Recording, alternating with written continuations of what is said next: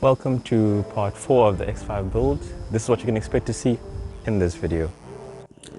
I take out the intake manifold.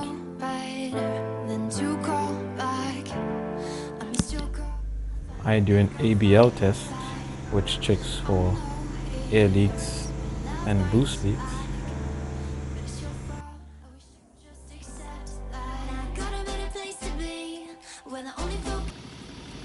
Here you can clearly hear an air leak.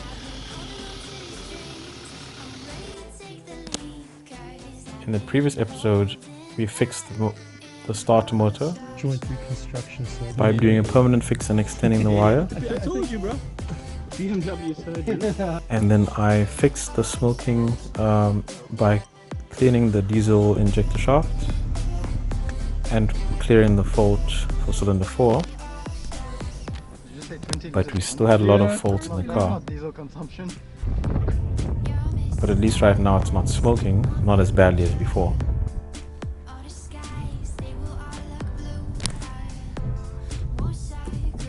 Here you can see in the rearview mirror there's no more smoking.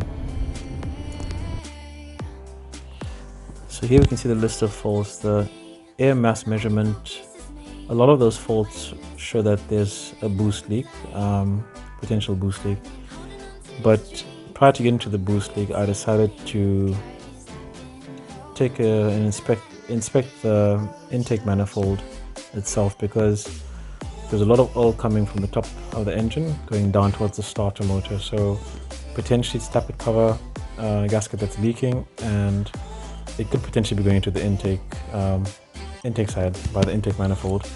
So the first step is just to remove it, and here's a sequence to remove those bolts, and you'll do the same in reverse to reinsert it back into place. So this whole procedure was this is my first time doing it, so it took quite a long time, and it took me a whole day actually to remove the intake manifold. And to get it out, you actually have to remove the ECU harness. And once you take out the intake harness, you put it to the driver's side of the car, and then the intake manifold can come out. So here actually I'd removed it the day before, and I cleaned up the intake manifold, and now I'm actually going back to reinsert it. The bad thing is that I saw is that there was quite a lot of carbon or soot buildup in the intake manifold, but that's from the EGR that all these diesels run. This is my first time working with diesel, so I was quite surprised at the color of it. But with further research, I noticed that that's usual, especially if the EGR is still working. That's exhaust gas recirculation. And here you can see the throttle body is actually full of soot, and even on the EGR side as well. And normally there's swirl flaps on the intake manifold. What I noticed with my one is that there was no swirl flaps. So again, I did further research, and it looks like the previous owner had actually done a intake manifold swirl flap delete. That's usually a common failure point. Those flaps breaking can end up into the engine and obviously going to lead to catastrophic damage. So some people also did for performance mods. So this one here had already been done, and I took the opportunity just to clean the intake manifold. So a lot of brake cleaner and Prepsol, and I cleaned out all the soot that was there. The interesting thing is also that it's difficult to see whether the EGR has been removed because they left all the stock fittings there. But with later research, I actually found out that this car did have the software delete as well. So even though it's in place, it's not actually functional, but the car doesn't show any errors or any no errors related to the EGR or the swirl flap itself. So I replaced all the gaskets from BMW, and then I proceeded to reinsert this. Again, this was my first time doing it, so it took me forever to do it. It was a pain, got lots of cuts, but eventually I got it.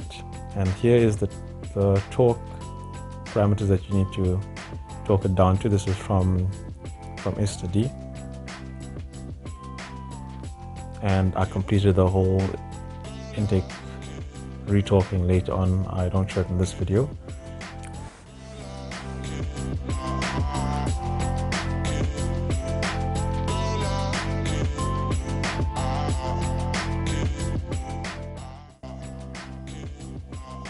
getting this tube to line out the exhaust gas recirculation was quite a nightmare.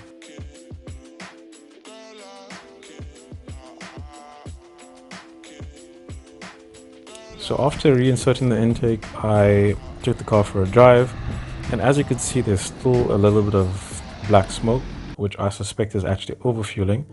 Now, I wasn't sure whether it's just overfueling because of the air leak, so the car's not getting the air it's supposed to be getting, and it has too much of fuel for the air that's being inserted. So this is where I decided to do this ABL test.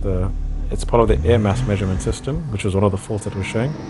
So here you can see the ICOM or the ISTA does the acceleration, and it has a graph on the side that shows you what the expected air intake is meant to be and what is actually being measured by the car. And you can hear in the background there's actually an air leak. But the also surprising thing is that the turbos are not as loud. On the initial pickup between 1.5 or between 1000 revs going up to 2, the turbos are not as loud. So as you can see with the ABL test, the actual value shows minus 10.2%, or the absolute difference of minus 15.3 kilograms per hour. This pretty much means that there is an air leak, as it is far below the actual expected value. And here you can see the cut vacuum line, so I'm not sure where this is coming from.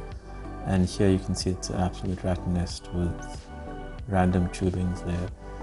So that's where it's located on the engine, those two that I just pointed out just now. So I researched into the actual diagram of where these vacuum lines are meant to be. And here you can hear the air leak. So we're going to try and figure out where this is, what's not working. So this is the turbo system of the 40D. The top turbo is the smaller turbo, and the bottom one is the larger turbo. It's all controlled by a bypass valve, which is controlled through vacuum.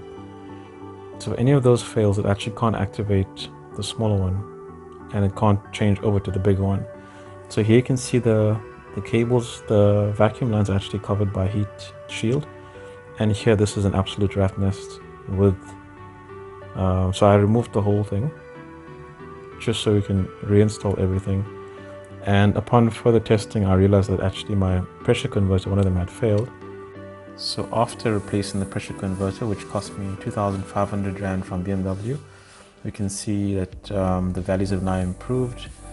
We now have 9.3% actual value and 15.7 kilogram per hour for the air leak test, which shows that the smaller turbo is spooling now, but we still have suboptimal values in other ranges, so we'll have to look into that.